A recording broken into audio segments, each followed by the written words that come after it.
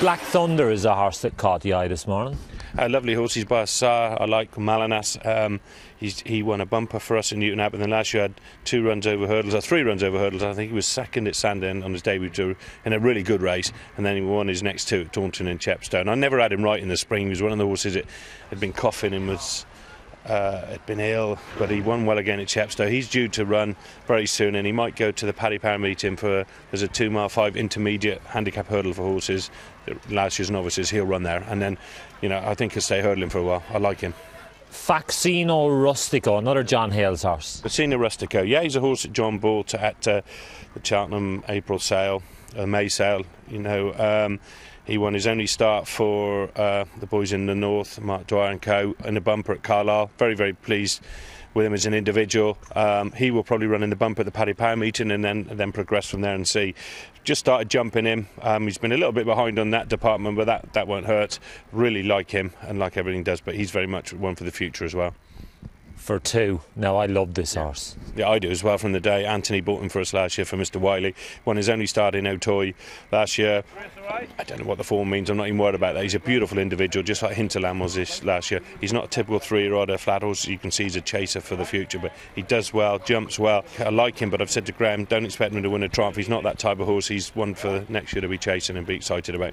But for you, you've had a lot of success with those French horses. What do you put that down to? Trying to buy the right ones. Different horses with different jobs. He came on the mark, and Anthony said to me that he wants someone who's patient. He's going to be a chaser. As long as you explain to your owner that he's the right type of horse, but we're just going to have to look after him, and he could progress. And we're not going to be too hard on him. But as you say, he's a lovely model, and we do like him. Oscargo. Yeah, he's a nice horse. I like him. He big scopy horse who took forever to fill into his frame. Had some good form over hurdles last year. He's been jumping fences, and he's now ready to run in a beginner's chase. Could end up in the 4-miler at Cheltenham, something like that. Nitrogen, well, he's well bred, isn't he? He's an old Vic, half brother to Best Mate in Cornish Rebel, Inca Trail, all those horses.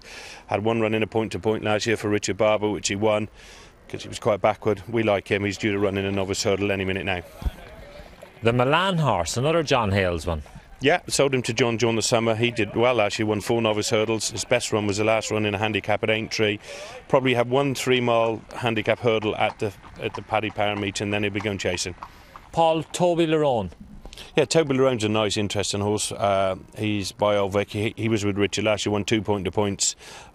He's due to make his debut in a staying novice hurdle, and he could be an interesting horse for 3-mile novice hurdles. He's owned by the great Graham Regan, who had niche market, so he's a larger-than-life character and enjoys his racing. So hopefully it'll give him and his pals who own it a lot of fun. Keppels Hill, prolific point-to-point winner. Yeah, he did, and he ran a blinder at Foss the other day on his first run. Even though he got beat, he probably ran to a fairly high mark. Was 8 lengths in front going to the last, and completely got it wrong. Stopped to a standstill, and then only just failed. So that was a good run. He'll be winning soon.